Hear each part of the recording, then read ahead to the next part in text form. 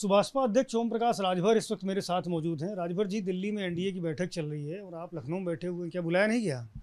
सूचना हम लोगों को नहीं थी। अच्छा, क्यों? आप तो एनडीए के घटक दल हैं बिल्कुल हैं। बाकी सब सारे पार्टीज पहुंची हुई हैं वहाँ पर। अपना दल से अनुप्रिया पटेल भी गई हैं। संजय जी तो भी यहीं हैं। संजय निषाद, आप 2 लोग नहीं गए? सूचना नहीं है हम लोगों को। क्या वजह लगती है सूचना ना होने? क्या सीटें हार गई है? अब उसके विषय में हमको जानकारी नहीं है।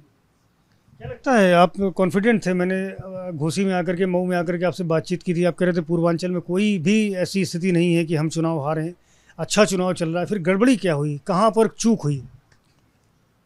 देखिए, 6वें और 7वें चरण में जो स्थिति हुई, पैदा हुई, विपक्ष के लोग संविधान को खतरे में बताकर जनता को वो समझाने में सफल रहे।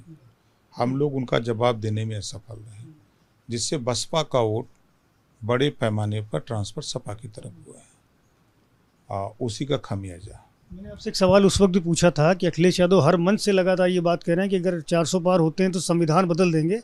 तब आपने ये कहा था कि नहीं, अखिलेश यादव को तो जातियों के नाम भी नहीं पता जिनको आरक्षण मिलता है। आपने उन्हें राजनीतिक रूप से अपरिपक्व करार दिया था। लेकिन अब जो सीटें आई हैं उसके हिसाब से अखिलेश यादव को लेकर क्या कमेंट आपका? देखिए, कमेंट, हम लोग अपनी लड़ाई लड़े, वो लोग अपनी लड़ाई लड़े। हम लोगों का अपना गठबंधन काम कर रहा था, उनका अपना गठबंधन। तो उनको जनता ने जो सफलता दी, जनता ने जो हम लोगों को सफलता दी, जो पहला लक्ष्य हम लोगों का था कि हम लोगों को माननीय नरेंद्र मोदी जी को प्रधानमंत्री बनाना है, तीसरी बार शपथ लेंगे, ये आपसे भी मैंने कहा था। वो बात तो फाइनल है कि शपथ लेने जा रहे हैं, उसमें कोई दिक्कत नहीं। पूर्वांचल की जिन सीटों पे आप गए प्रचार करने, वहाँ भी बहुत अपेक्षाकृत सफलता नहीं मिली। देखिए, हम अपने वोट के मालिक हैं। हम सभी एनडीए घटक दल के लोगों के मालिक नहीं हैं। हमारा वोट वहाँ के प्रत्याशी से पूछ लीजिए, वहाँ के चुनाव लड़ने और लड़ाने वाले लोगों से पूछ लीजिएगा, किसी से भी पूछिएगा तो हमारा वोट आँख मूंद करके, जहाँ कौन लड़ रहा है उससे नहीं मतलब, सिंबल का है बस उसी पर वोट दिया। दारा सिंह चौहान भी आपके साथ, आप ही मतलब उनको भारतीय जनता पार्टी के साथ जोड़ करके लाए थे। और चौहानों का ठीक ठाक घोसी में भी होल्ड है, वोट बैंक है, और आसपास के भी कई जिलों में, पूर्वांचल के जिलों में चौहान वोट बैंक ठीक ठाक है। क्या वो भी नाकाम साबित हुए? अब रिजल्ट जो आया है, उस रिजल्ट पे जब समीक्षा हम खुद करेंगे तब बता पाएंगे। अभी हमने उसमें समीक्षा नहीं की है, क्योंकि बसपा का वोट सपा की तरफ गया, तो फिर बसपा अपने वोट पर कैसे कायम रही, एक सवाल ये भी खड़ा होता है। और बूथवार जब तक समीक्षा नहीं हो जाती है तब तक हम कुछ नहीं कह सकते। अगर बसपा के वोट बैंक के विपक्ष में समाजवादी पार्टी या कांग्रेस पार्टी के साथ जाने वाली बात कोई किनारे रख दें, तो क्या लगता है और भी कई ऐसे विषय थे जिनको लगातार विपक्ष उठा रहा था? महंगाई का मुद्दा, बेरोजगारी का मुद्दा, पेपर लीक का मुद्दा, जो सेना में भर्ती का मुद्दा है, ये सारे मुद्दों पर का भी असर देखने को मिला है क्या? अब जो जनता में हम लोगों ने देखा, तो जनता का क्रेडिट तो मोदी जी के साथ था। अब जब वो वोट में तब्दील होने को हुआ, तो हालांकि हम लोगों को प्रत्याशी कम वोट नहीं पाए हैं भाई, कोई 4 लाख, 4.5 लाख, 4.25 लाख वोट पा करके हम टक्कर तो दी है आप लोग। तो कहीं न कहीं थोड़े से वोट का, वही जो बसपा के वोट का डिसबैलेंस हुआ है, वही वोट हम लोगों को डिस्टर्ब किया है। जो 4,000, 6,000, 10,000, 12,000, 15,000, 20,000, यही ना हार जीत है। कोई बड़ी मार्जिन नहीं है कि 4 लाख, 6 लाख, 5 लाख, 2 लाख से जीते हों। इसका एहसास नहीं कर पाए क्या? आत्मविश्वास में थे? नहीं, हम लोग ये जानते थे कि बसपा का वोट कहीं भी शिफ्ट हो सकता है। इसके लिए कोई तैयारी नहीं, कोई रणनीति नहीं बनाई? हम लोग समझा रहे थे, बता रहे थे। किसे बता रहे थे?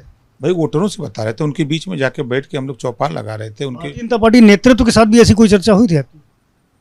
नहीं, हमारी उनकी चर्चा नहीं। पहले तो घोसी का विधानसभा उपचुनाव और अब घोसी का लोकसभा चुनाव, दोनों हार हुई है एक के बाद एक, और उम्मीद जताई जा रही थी कि ओम प्रकाश राजभर अगर एनडीए के साथ आएंगे तो दोनों सीटें निकाल लेंगे।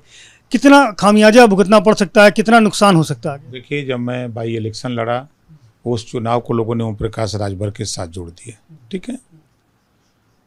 82,000 वोट कभी बीजेपी पाई नहीं थी। जबकि वहाँ स्थानीय बीजेपी के लोग खुद बाई इलेक्शन में खुद चप के विरोध किए, उसके बाद भी 82,000 वोट मिला। ये जग जाहिर है, कोई छुपी हुई बात नहीं बता रहा हूँ। रही बात आम चुनाव की, तो आम चुनाव में हम लोग जो जनता का जनादेश है उसको स्वीकार करते हैं। हम अपनी हार को स्वीकार करते हैं कि हमारी पार्टी की जो वहाँ हार हुई है हम उसको स्वीकार करते हैं, और जनता का जो जनादेश है उसको हम स्वीकार करते हुए उनके हर सुख दुख में जहाँ भी वो बुलाएंगे, जहाँ भी हमको सूचना मिलेगी, हम उनके खड़े नजर आएंगे। आपने कहा बसपा का वोट ट्रांसफर हुआ है समाजवादी पार्टी कांग्रेस में, आरक्षण की जो बात कही जा रही थी, संविधान बदलने की जो बात विपक्ष की ओर से कही जा रही थी, क्या उसका ही असर है कि बसपा का वोट बैंक उधर गया? हाँ, कुछ तो है सर, कुछ उसका असर। ये असर केवल उत्तर प्रदेश में क्यों है? बाकी पूरे देश में चुनाव हुआ है, बहुत जगह पर ऐसी बुरी स्थिति नहीं हुई जितनी उत्तर प्रदेश में। जितना लॉस यूपी में बुक किया भारतीय जनता पार्टी ने उतना नहीं हुआ है। तो ये तो मुद्दे ऐसे थे जो देशव्यापी थे। नहीं, तो वो देश में प्रचार नहीं हुआ। ये प्रचार 6वें 7वें चरण में यूपी में खाली हुआ है। यूपी से बाहर इसका प्रचार नहीं है, क्योंकि यूपी हिंदी भाषी क्षेत्र है, जहाँ पढ़े लिखे लोग हैं वहाँ ये बात नहीं मानेगा कोई ना। जो वहाँ शिक्षा होती है वहीं जो कह दीजिए वो मान लेते हैं। जहाँ शिक्षा बड़े पैमाने पर हो, अब हम कह रहे हैं दक्षिण भारत में जाइए तो दक्षिण भारत में ये बात कोई नहीं ना मानेगा। तो यहाँ के लोग जैसे लोग मान लिए, थोड़ा बहुत जो माने थोड़ा बहुत, अब वही ना 20% बहुत वोट होता है ना। 20% का मतलब कि कम से कम 60,000 70,000 वोट हो जाता है। तो जो 15% 20% लोग इधर उधर चेंजिंग किए हैं, तो उसी में हार जीत हुई है, बहुत अंतर नहीं है। आप देखेंगे वोटों का। चलिए, बहुत शुक्रिया हमसे बात करने के लिए। ओम प्रकाश राजभर हैं, जिनका ये कहना है कि सबसे पहला लक्ष्य था प्रधानमंत्री मोदी को तीसरी बार सत्ता पे बिठाना, वो लक्ष्य हासिल कर लिया है। जहां तक अपनी घोसी लोकसभा सीट का विषय है, वहां पर बसपा का वोट ट्रांसफ़र दूसरे दलों में हुआ, जिस कारण से हार हुई। हार को स्वीकार रहे हैं और आगे उसी हिसाब से रणनीति बना करके बढ़ेंगे। कैमरामैन प्रेम सिंह के साथ संजय त्रिपाठी, ABP न्यूज़, लखनऊ।